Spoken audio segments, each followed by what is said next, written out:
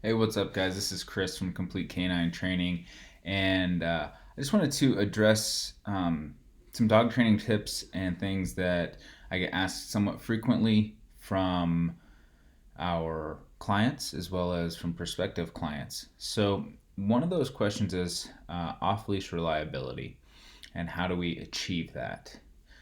Well, I'm going to preface this by saying off-leash reliability is a very long-term process if you don't utilize an e-collar. Because when we're talking about off-leash reliability, we're talking about being more important to that dog than anything else in its environment at that particular moment. So anything in that environment could be another dog, could be a squirrel, could be a tumbleweed blowing down the road.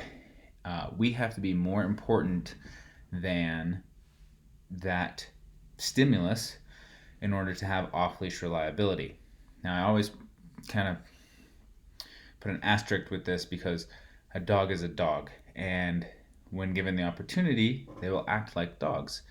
So, and even my own dog, I don't think is 150% off-leash reliable. Even though he recalls, I can call him off of rabbits, I can call him off of things. Um, I will never 150% trust him simply because he's a dog and an animal. And we have the communication, but it's not perfect. So to create off-leash reliability, it's a long-term process. I'm going to take a half step back. It's a long-term process utilizing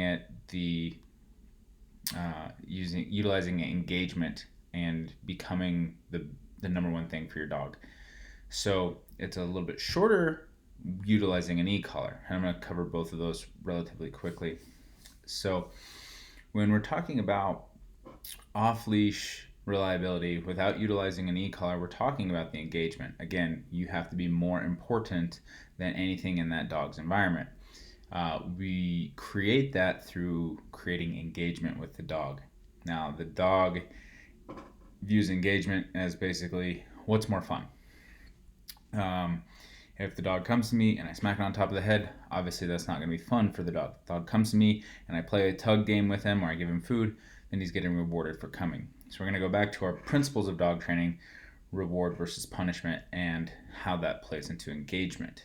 So one, I have to reward the dog for coming to me. That's the first thing.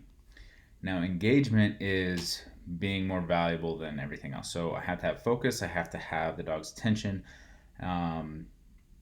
And I have to have something that the dog values. Now, ultimately, I want that value to be me, but it's not going to start off there because it might be a ball, it might be a tug toy, it might be 100 different other things. But if I control it, that inherently increases my value. So, say it's food. Food is a great initial start, but there's not a whole lot of engagement I can create with food other than getting focus. Eventually, a dog gets full. Eventually, that dog is not going to value food as much as it can value other things. So, I start off, the dog comes to me, here's food, boom, boom, boom, and I'm energetic and interactive. I'm bouncing around. I'm fun.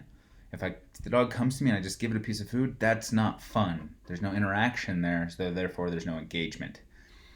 So that's the first step. I have to build that interaction. I have to build that engagement. The dog has to be not only want to come to me for what I have, but also because when it comes to me, there's an experience. There's I call it a reward event. So it's not just the reward, the piece of food that I'm giving them. It's the entire event. I actually have a video that I posted, how to play tug with your dog.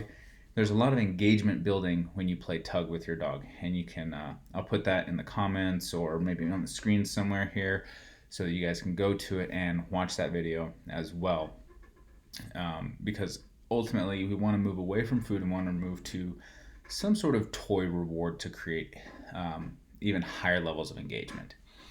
So once I've got kind of some foundation with the dog coming to me because I'm fun, then I'm going to start transitioning that to a toy and getting away from food. So now it works really good with dogs that like to bite things, play tug, have balls.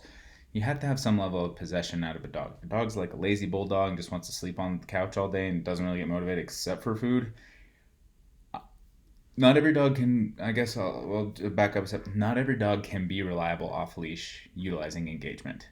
Some dogs just don't care. Just like some people just don't care. So going back to creating engagement with your dog, after I utilize food, I move to a fun toy reward. Now, a toy reward is going to be a tug toy, ball on a rope, tennis ball, whatever, something that the dog truly enjoys. And again, I'm going to give that reward to the dog when they come to me, but there's also going to be an event that goes along with it. I'm going to play tug with the dog. I'm going to bounce the ball on the ground, get him super excited, and then throw it. But all of that interaction stems from me. The ball itself has no value without the engagement from me. So it's really tough to do that in 2 weeks or 3 weeks. It takes a lot of repetition and a lot of consistency on your part as the dog owner to create that engagement. You're not going to be able to create that level of engagement where the dog is reliable in 2 or 3 days, or 2 or 3 weeks even. Now, that's what I have to do on an interaction level to create that engagement with my dog. There's other things that I have to do and manage with my dog so that I am always going to be more engaging than anything else that's out there. One of those things is I'm going to limit the amount of interaction that dog gets to have with other things that are fun. So if I go to the park and a lot of people want to come up and pet my dog, that's great. They can want to pet my dog all they want. But what we're doing is we're actually conditioning the dog that other things are more valuable than I am. So because they're getting pets from random people. Now that's not a bad thing unless I'm trying to create off-leash reliability and engagement, because then I'm splitting the dog's focus and attention, saying, oh, you're supposed to listen to dad, but all these random people come up and give me rewards because a pet is a reward. So now the dog is kind of in conflict. Do I listen to dad or do I go get pets? Which one do I do? Well, dad sometimes punishes me because I do stupid stuff. These guys never punish me. So now I'm more likely as a dog to go to all these random people because it's always rewarding. And that's what we want to create with ourselves. We want to be always rewarding. We can't be. That's part of being, a dog owner. There has to be consequences for bad behavior. So I limit the amount of interaction that my dog gets from other people and from other things in general. We're walking past, balls on the street or whatever. I might throw a ball out in the yard and forget I threw it out there because my dog was lazy and didn't bring it back. But if he goes after that ball, well, now he's self-satisfying instead of allowing me to satisfy those drives and give him that reward. So I'm actually losing value. You got to look at yourself as you have to be valuable to your dog in order to create off-leash engagement and reliability. So with that level of, management on the side of, hey, not everything else is fun. Not everything else is going to be rewarding all the time. You might get that occasionally, but ultimately, I am always going to be rewarding for you. The people, you're going to have rules when you sit and say hi. All of that's going to be strictly enforced and managed so that my ultimate goal of creating off-leash reliability and engagement is not hindered by allowing other behaviors to happen. So it's not just a training thing when it comes to what I need to do in order to build that engagement. It's also a management thing when you're taking your dog out in public. When, if you allow your dog to go play with other dogs, same thing. They go and play with other dogs, they're going to be highly stimulated, highly engaged, and being rewarded because it's a fun activity, which is great. There's nothing wrong with that. Unless I'm trying to create engagement for myself, and now I have another dog walking around, and my dog wants to go say hi. Now we have conflict because the dog is supposed to be listening to me, but that other dog is more rewarding. That's why I manage those interactions. My dog doesn't get to go play with other dogs, because ultimately that's way more fun than playing with dad. For whatever reason, it is. Until we establish some boundaries and rules and really solidify that engagement piece we talked about initially. We have to have all those little pieces in place along with the management, before I can say, okay, now go play with that other dog. But when I call you, you're still going to come back to me because I'm still more fun. But that takes, I don't know, probably a year of consistency to reach that level where your dog is like, oh my God, Dad is so much fun. Nothing else has ever been this fun in my life. It takes some time to get there though. Now, talking about off-leash reliability with our tools, with our training tools, very much a possibility, very much can get it done in a few short weeks of consistent training because reliability with communication is the key there. So I can do those exact same things with my dog that I just referred to, and it might take me a year to get off-leash reliability without using any training tools. For the most part, you're still going to use corrections and stuff when the dog doesn't listen, but if the dog is 100 feet away, I can't really correct them if they didn't come back to me. With an eCollar, I can. So I can create that communication or have that communication with the dog from a distance. So it actually shortens the learning time for the dog and allows me to be more reliable much, much faster. So if I have a dog and I'm still doing, like I said, all of the initial steps where I'm creating engagement, and then I'm going to go test if my engagement is actually working. So I allow them to go, we're at the park and, I allow them to go off leash. There might not be anybody else there, but there's smells, there's trees, there's other dogs have been there, there's whatever. They're over there engaged with, a smell on the ground. And I say, hey, come here. The dog doesn't come. Well, if I don't have a way to communicate with him, I don't have a way to enforce my command. Now, unless my engagement is super crazy good, they might just continue sniffing. Well, I want to teach them that, hey, that's not what I said. I didn't say continue sniffing. I told you to come here. So I use the eCollar to communicate with them at a low-level stimulation. I say, hey, I'm going to reach out and I'm going to call you. I'm going to shoot you a text message real quick and say, hey, come back to me. They get that stimulation. They go, oh, now I'm paying attention. I give them a recommand here. Now they come back to me, right? Now, same thing can happen in any other distractions.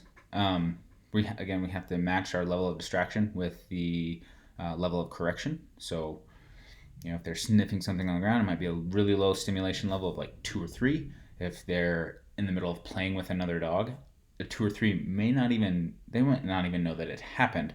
So we might go to an 8 or a 10. Still low level. Some dogs need a 30 or 40. They go up to 100. So there's a wide variety of communication levels that we can have. It's like turning the volume up on your TV. If your wife's yelling at you, you turn the TV up louder so you drown her out, right? Don't do that. But that's the concept, right? She's going to get louder to get your attention in that situation. So she's turning up her volume to get through to you because you're watching the game on the TV. So think about it as your volume control. If the dog is super ingrained in something and oh my god, and you hit them with a 2 and they're like, oh, I didn't even feel that because I'm so enamored with smelling this blade of grass. And I go up to a 5 and they go, oh, well, I know what that's supposed to mean. I got my attention. And then they come back to you when you recommand. It shortens the learning process because that half of a second of stimulation that they get from the eCollar is not painful but not desired.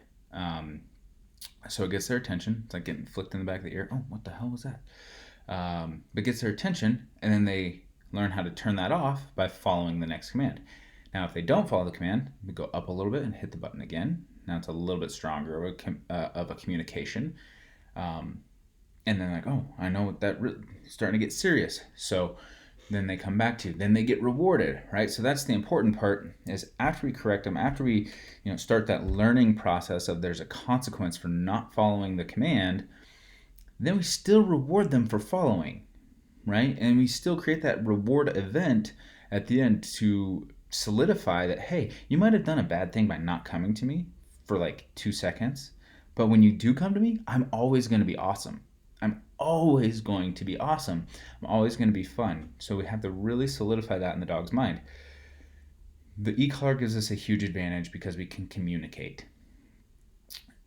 It is not the end all be all, have to use it 100% of the time for off leash reliability, but it does shorten the training process down from a year or more to, let's say, I don't know, it could be 2 or 3 weeks of consistency on your side. And this is something that through a training program, like we offer here at Complete Canine, we have a 3-week advanced off-leash program. We can take that 3 weeks and teach the dog the eCollar communication, get them reliable to the point of off-leash work with us, and they know all their commands. They understand the communication of an eCollar. They get everything that they need to in order to go home. And we also teach you everything that you need to know to continue that. I'm a firm believer that training isn't done in 2 or 3 or 4 weeks. It's a lifelong commitment for the dog. Now, it doesn't mean you need to take 20, 30 minutes a day and train with your dog. That's awesome if you do, but you don't have to do that. You have to incorporate these things into your daily life. So, like walking through that door, I'm going to say, sit. Every time I open that door, the dog is going to sit down first, and then we're going to go out the door.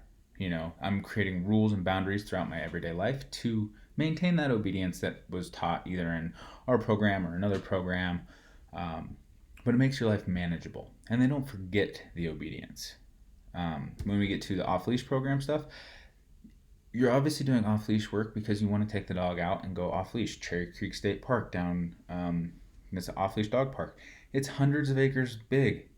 So if I let my dog off-leash because it's okay there, I need a way to communicate to them. I need them to come back to me. I need that engagement piece and the communication piece because there's other dogs there. We can give you that. We can also teach you how to utilize the eCollar properly. In fact, we absolutely will if you come through our program. It's part of what you get. So that's just, I want to just do a quick video. This actually turned into a little bit longer of a video than I expected, but little discussion about off-leash reliability, how we achieve it, some points, tips, tricks. Again, I'm going to put that video for playing tug with your dog. If it hasn't already shown up one of these sides, it'll be there. And I just want you guys to stay safe during this quarantine time and enjoy your dogs. And if you're not enjoying your dogs, give us a call. We can help you out. You're quarantined. You don't want to be stuck with unenjoyable dogs for 2 weeks or 3 weeks. We can help you out, get through this tough time, and actually make your life a lot better when the dog comes home. So if you have any questions, give us a call. Our number is 720-634-6331. You can also visit us online at completecaninetraining.com. That's canine spelled out, Canine. And till then, we'll be doing some other videos throughout this little stick-at-home time frame. Give you guys some tips, tricks. Hopefully I'll be able to get out and do some drills that I use with my dogs so that you can do them at home, follow along. Just keep your dog engaged. You're going stir crazy. No reason to let your dog do it as well. So till then, we'll see you next time. Thanks.